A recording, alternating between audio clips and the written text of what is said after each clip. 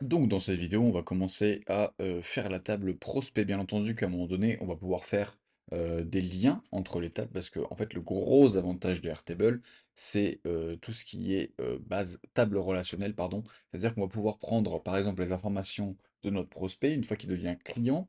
En fait, ici dans client, on va pouvoir appeler la table prospect pour pouvoir du coup rapatrier des données qu'on avait déjà inscrites dans prospect et pouvoir rajouter ça au client parce que du coup entre client et prospect on va pas avoir du coup les mêmes informations, mais souvent peut-être que dans notre fiche client, on aura envie de savoir ce qui s'était passé au premier call, aux informations qu'il nous a données en amont avant de collaborer avec lui. Donc tout ça, ça va permettre de pouvoir faire bah, du coup une liaison globale de notre client. Ok, donc ici, donc l'interface Airtable, ça se présente comme ça. Donc vous avez du coup toutes vos tables ici, vous avez des vues différentes ici. Donc la vue tableur, c'est celle que vous voyez ici. Le calendrier, ce sera peut-être plus pour la partie contenu ou calendrier qu'on verra un petit peu plus tard. La vue galerie, c'est si jamais vous présentez bah, du coup soit vos produits, soit vos ressources. On pourra l'utiliser là-dessus. Kanban, donc, je pense que ce sera plus sur le terme de support par rapport au statut des tickets qui vont être créés. Chronologie, donc c'est pour la gestion de projet qu'on pourra potentiellement utiliser dans le projet avec Gantt.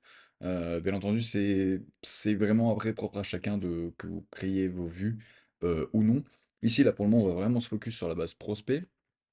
Donc, en gros, ici, hein, on va vraiment rajouter tous les champs dont on a besoin lorsque notre prospect va venir interagir avec nous. En fait, on aura besoin d'avoir le maximum d'informations possible pour que, bah, lors de notre premier call, on sera quand même beaucoup plus à l'aise avec lui, comprendre ses besoins, comprendre ce qu'il veut, qui il est, etc., etc.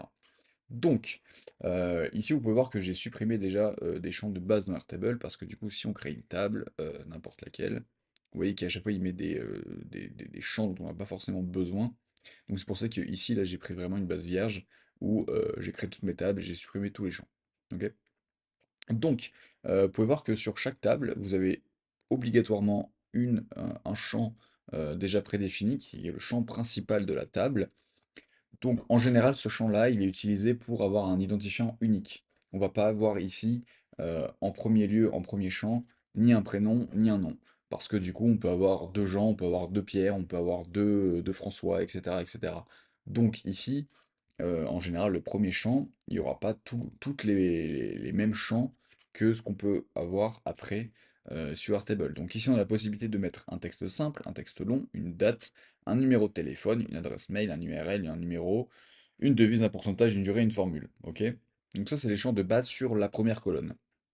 Parce que du coup, si je vais ici, vous allez voir qu'on pourra avoir beaucoup plus d'informations, notamment la pièce jointe, la sélection multiple, la sélection unique, un utilisateur, un cumul, une quantité, un recherche, date de création, date, heure de la modification, créé par, dernière modification par, numéro automatique, code barre, bouton. Donc ça, ce sont des champs qui se rajoutent après le champ principal qui est la première colonne. Donc, étant donné que ici, on va chercher nos prospects, le meilleur moyen d'identifier un prospect par rapport à un autre, ça va être son adresse mail. Donc ici, vous allez cliquer sur la première colonne, modifier le champ, et ici on va prendre adresse mail. Ok. Donc là on va marquer email. Donc à partir de là, je sais que tous les enregistrements qui vont se mettre à chaque fois que je vais rentrer une donnée se baseront sur cet email-là. Si par exemple là je mets a.a.fr, je sais que toutes les données qui vont arriver dans la table par rapport à cette ligne-là, ça sera forcément de ce prospect a.a.fr. D'accord? Donc, ensuite, on aura besoin de son prénom. Ensuite, on aura besoin de son nom. On peut éventuellement directement rajouter le nom de l'entreprise ici. On peut aussi rajouter le siret parce que du coup ça pourra nous être utile dans les automatisations qu'on pourra voir plus tard. L'email, le prénom, le nom de l'entreprise, le siret. Et ensuite, ça sera ici à votre convenance de rajouter les champs dont vous avez besoin pour avoir des informations sur votre prochain call avec le prospect. Donc, mettons que vous soyez freelance en création de site internet. Ici, vous allez du coup demander à votre prospect quel est le besoin pour lequel il vous appelle. Donc ici, on pourrait mettre en champ besoin.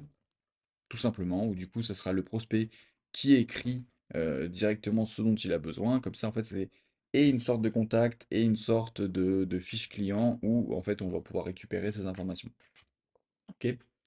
Ensuite, on va pouvoir dire ensuite un statut du prospect. Donc ici, différents statuts. Pourquoi je le mets en sélection unique et pas en sélection multiple? C'est parce que un prospect, notamment un statut, est souvent unique. C'est-à-dire que c'est comme une tâche, elle est soit en cours, elle est soit planifiée, elle est soit programmée, elle est finie, elle est annulée, etc., etc. Donc pour délimiter ça, on va pouvoir du coup le mettre en unique. Donc statut du prospect, ici, ça peut être premier contact. Ensuite, ça peut être premier call. Ensuite, ça peut être proposition commerciale envoyée. Proposition commerciale envoyée. Ça peut être du coup devis envoyé. En fait, ici, je vous donne un template de statut. Après, bien entendu que votre méthode de travail, votre entreprise, vos clients, etc., vous pourrez après modifier les statuts. Ensuite, on peut mettre est devenu client. Donc, mettons que là, si on met ce dernier champ en est devenu client, après, on va avoir, en fait plus toucher au champ du prospect. D'accord? Si, mettons que on a fait un call, deux calls, trois calls, qu'on a réussi à lui envoyer la propale, qu'il est content, qu'il a signé, etc., etc. En fait, du coup, d'une manière où il a signé, on va pouvoir dire, OK, cette personne, ce prospect est devenu client. Donc, après, avec une automatisation, on peut dire que une fois que ce statut passe en est devenu client, en fait, on va créer du coup une nouvelle entrée dans client, récupérer certaines informations du prospect, créer une nouvelle ligne dans client, et après lui rajouter des informations dont on a besoin, notamment avec les projets, notamment avec la facturation, notamment avec le support et les rendez-vous. Ok? Qu'est-ce qu'on peut mettre d'autre? Date de la première création, ok? Date de création du prospect.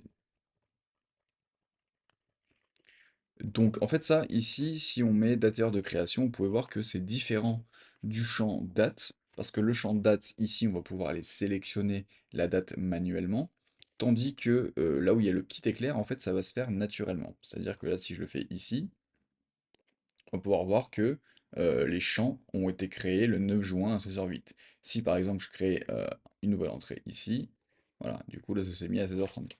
Ok? Donc ça, en fait, ça va permettre, et notamment dans les automatisations, de pouvoir définir à quel moment on va pouvoir prendre une information, et cette information, du coup, on va pouvoir la voir par rapport au temps de création, donc à la date ou à l'heure. Ok. Qu'est-ce qu'on peut rajouter d'autre? On peut rajouter aussi nos notes, notes du prospect. Donc ça sera bien entendu pour vous, potentiellement lorsque vous l'avez en call, lorsque, bah, je sais pas, vous recevez un email de contact, vous recevez par rapport aux besoins, notez un petit peu ce dont vous voulez, pour pouvoir permettre de cerner quel est le nom de la personne. Par contre, ici, j'ai complètement oublié de marquer le téléphone. Téléphone. Donc, email, prénom, nom d'entreprise, téléphone, siret de besoin, statut du prospect, date de création du prospect, note du prospect. Ensuite, après, comme je vous ai dit, c'est vraiment libre à vous de vous rajouter vos champs supplémentaires.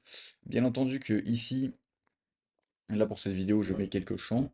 Rien ne m'empêche que dans les prochaines vidéos, on nous retournons sur la table prospect pour en rajouter d'autres. Et dans tous les cas, on sera forcément obligé de le faire. Parce que lorsqu'on va créer client projet, enfin au moins prospect client, en fait ce qui va se passer, c'est que on a un champ dans Airtable qui s'appelle lier à une autre entrée, et c'est ce que je vous disais en introduction, c'est-à-dire qu'on va pouvoir lier notre table prospect avec, mettons, notre table client. C'est-à-dire qu'en fait, plutôt que ici dans client, re-rajouter email, prénom, nom, téléphone, etc., etc., en fait, on va pouvoir venir ici, faire prospect, pardon, prospect, et du coup aller sélectionner notre table prospect, et pouvoir dire que bah, du coup ce prospect est devenu client. Donc ici en fait lorsqu'on va créer une nouvelle entrée dans prospect, on va pouvoir avoir plusieurs options. Ici la première qui est cochée par défaut, c'est autoriser l'établissement d'un lien vers plusieurs entrées. Qu'est-ce que ça veut dire? Si jamais, je vais le créer, Mettons que là, du coup, j'ai a.a.fr, b.b.fr, b.fr et c.c.fr. Ok. Donc, du coup, là, j'ai mes trois prospects dans ma base. Et mettons que celui-là, donc A, est devenu client. Ici, du coup, je vais aller récupérer mon prospect, a.a.fr. Parce que du coup, il est devenu client, donc forcément, ce client, c'était l'ancien prospect. Et là, vous pouvez voir que, étant donné qu'on a affiché, enfin, on a coché, autoriser l'établissement vers plusieurs entrées, c'est-à-dire qu'ici, je peux dire que une même ligne peut avoir plusieurs prospects. Ok? Donc c'est ça l'établissement vers plusieurs entrées. Sauf que nous, dans notre cas, on veut absolument pas que un client soit plusieurs prospects. Ce qui est totalement logique, on est d'accord. Pareil pour avec les factures et tout qu'on verra plus tard. Donc déjà, ici, la première chose à faire, ça va être de décocher le lien vers plusieurs entrées. Et comme ça, ici, vous pouvez voir que je ne peux plus ajouter d'autres prospects, hormis si j'en enlève, je peux en ajouter qu'un seul. Ok? Donc là, bravo, vous avez déjà fait votre première liaison entre deux tables. Et c'est la première étape parce que bien entendu que sur certaines tables, on va pouvoir aller lier beaucoup plus d'informations que ça. Et après, il y a ce qu'on appelle des tables pivots, où on va pouvoir prendre par exemple la table, je sais pas moi, projet, où du coup il y aura le client qui sera lié, la facturation qui sera liée, le support qui sera lié, les rendez-vous potentiels qui seront liés. Donc déjà, ça fera quatre tables à lier dans une même table. Donc c'est pour ça que déjà on commence par la base. Et là vous voyez bien qu'on est toujours parvenu dans prospect et que lorsque j'ai créé mon entrée liée à prospect, forcément vu que je l'ai lié à cette table-là, ici si je viens tout à la fin, je vais pouvoir avoir client. Donc du coup qui, si on vérifie, est bien lié à la table client. Donc ici on peut aussi redécocher plusieurs entrées parce que du coup un prospect est toujours un client, ça va pouvoir interrompre l'alerte. Et là vous voyez qu'il y a marqué client son nom. Pourquoi? Parce que du coup, ici, tout ce que vous allez lier dans les tables, ici vous voyez que a.a.fr, il n'y a pas marqué client sans nom. Pourquoi? Parce que du coup, ça a pris les données de la première colonne. Donc du coup, étant donné que la première colonne ici, c'est un email qui est populate avec a.a.fr, forcément dans client, ici, on va pouvoir le délimiter. Sauf que nous, dans prospect, dans la table client, on a bien entendu client sans nom. Pourquoi? Parce que du coup, dans la table client, ici, c'est vide. Par contre, si je mets ceci n'est pas vide, qu'on changera plus tard, bien entendu, ceci n'est pas vide, pardon, petit bug, ceci n'est pas vide. Du coup, là, si je retourne dans ma table prospect, là, ça s'est bien mis, parce que on a bien populate la première colonne pour pouvoir nommer quelle est la table liée avec ça. Donc, je pense que pour cette première vidéo pour le prospect, on peut s'arrêter là et on continuera par la suite sur le client.